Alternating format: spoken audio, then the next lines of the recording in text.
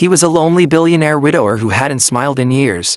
Every night he ate alone at his giant dining table, until his nanny's tiny daughter ran in with a giggle, and melted the walls around his heart.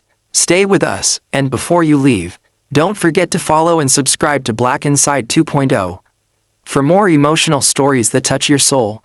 Now, let's begin. No one could remember the last time Richard Ellington truly laughed. The Ellington mansion was a palace of polished oaken chandeliers, but its beauty echoed with silence. Richard, once a loving husband and proud father, had become a man of routine and loneliness. Every evening at exactly 7 p.m., he would sit at the head of the enormous dining table. 3 other plates were always set before him, a tradition he could not break, even though the chairs beside them remained empty. A steaming meal was served, fine silver, crystal glasses, and an untouched ache in his heart. Across from him hung a portrait of his late wife, Victoria, holding their little girl, Grace, whose laughter once filled these halls. A tragic accident had taken them both away, leaving Richard's world shattered. He withdrew from love, he withdrew from life, until one rainy morning changed everything. A nanny with a spark of light. Richard needed help managing the estate, so the agency sent a young nanny, Amina Carter. She was warm, soft-spoken, with a strength in her posture as if life had tested her many times. She wasn't just a nanny, she was a mother to a bouncing toddler named Zara. Zara was the exact opposite of Richard's world. Bubbly, playful, a giggling ball of curls and wonder. From the moment they entered, the mansion's air shifted slightly. Still quiet, but not dead. Mr. Ellington, Amina greeted on their first day. Richard simply nodded. He rarely spoke more than necessary. Amina understood silence. She had lived with her own. She didn't push him. Zara, however, didn't understand silence at all. She ran around the mansion like it was a playground, turning corners into adventures, curtains into hiding spots, and polished floors into race tracks.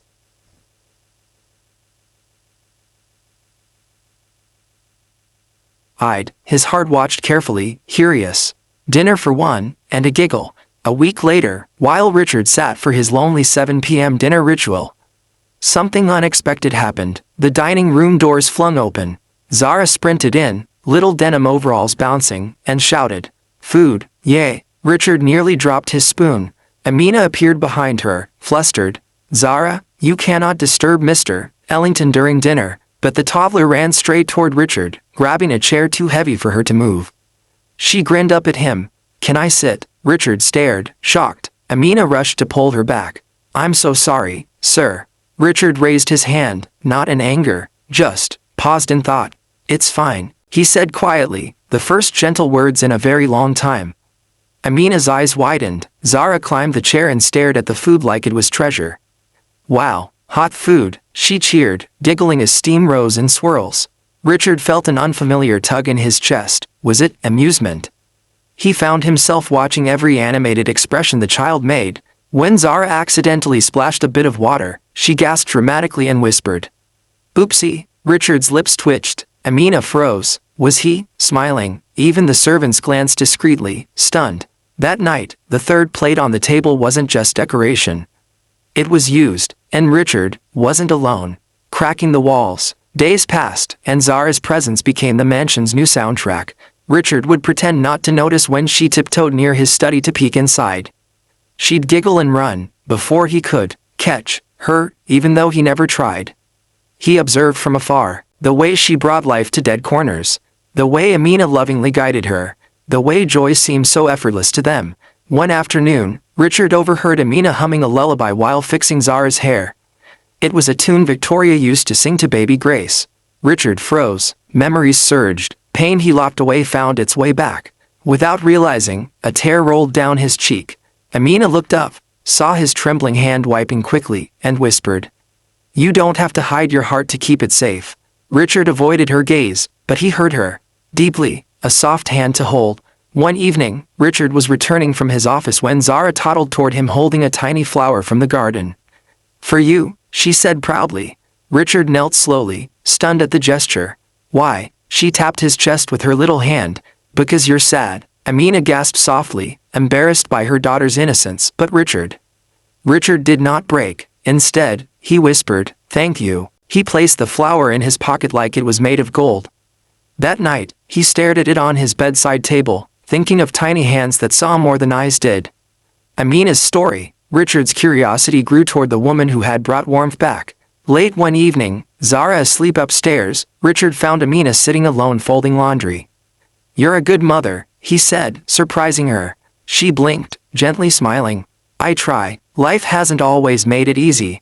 Richard sat across from her, the first time he'd chosen company in years.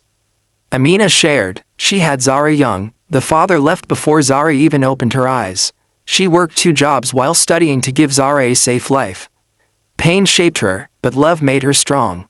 Richard's gaze softened. "You deserve peace," he murmured. She lifted her eyes to him. "So do you." Their silence wasn't empty anymore. The painting. One morning, Zara noticed the grand portrait of Victoria and Grace. "Who they?" she asked innocently. Richard inhaled sharply. His throat tightened. Amina opened her mouth to stop the question, but Richard surprised both of them. "That was my family," he said, voice soft. "They were very special to me." Zara studied the painting, then looked back at him. "I can be special too." A sword of emotion pierced through Richard. Amina's eyes watered. He nodded slowly. "You already are." Laughter returns. Richard began inviting them, no, wanting them, during dinner. Zara told silly stories, waving her arms. Amina tried not to laugh but failed every time. Richard found himself talking more. About his travels, his love for cooking, little stories of Grace when she was Zara's age. Amina listened with true warmth. Sometimes, when Zara was asleep, they would have tea in the quiet hours. They learned each other's hearts, and unknowingly healed them. One night, as Amina left the room, Richard whispered to himself, "It feels like home again." A fright in the rain. Storms hid one evening while Amina ran an errand. Zara played in the living room under the nanny's assistant's supervision, but the thunder scared her. She toddled out, looking for the only person who made her feel safe now. Richard. He found her crying by the window. "Mommy's gone," she sniffed. Richard knelt and hugged her, holding her tiny body close. "She will come back," he assured. "You're not alone." When thunder boomed again, Zara pressed against his chest. His heart broke, and mended at the same time. They waited by the door until Amina returned, soaked from rain. Richard handed Zara into her arms gently. Amina looked up at him, and whispered, "Thank you for loving her." Richard didn't respond, but his eyes did. The birthday surprise. Amina didn't expect anyone to remember her birthday. She certainly didn't tell Richard. But Zara had sticky note secrets. That morning, Amina found a note on her door. "Downstairs, Mommy." She walked into the dining hall, and gasped. The once silent table was filled with balloons, flowers, and a small white cake. Richard stood awkwardly, hands behind his back. Zara proudly exclaimed, "Happy birthday, Mommy." Tears flooded Amina's eyes. Richard cleared his throat. "Thank you for bringing light here."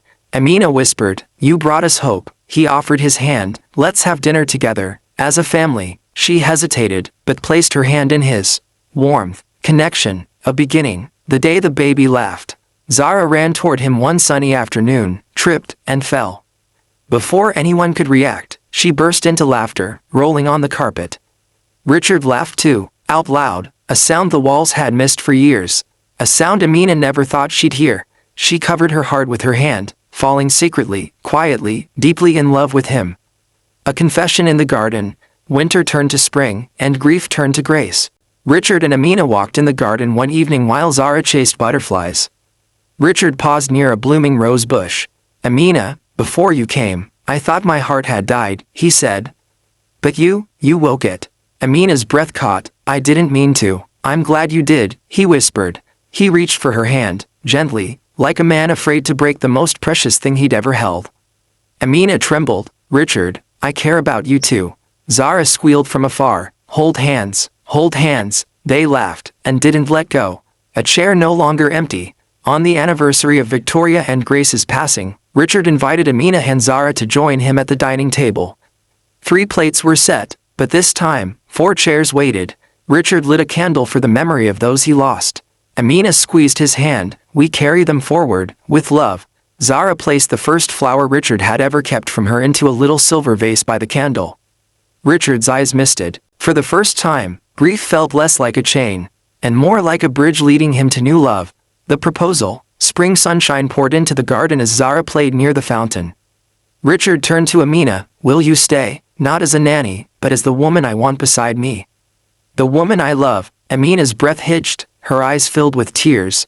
Before she could speak, Zara ran over and shouted, "Say yes, mommy." Amina laughed, crying. She cupped Richard's cheek and whispered, "Yes, I'll stay. I love you." Richard dropped to one knee, offering a ring that held not wealth, but a promise.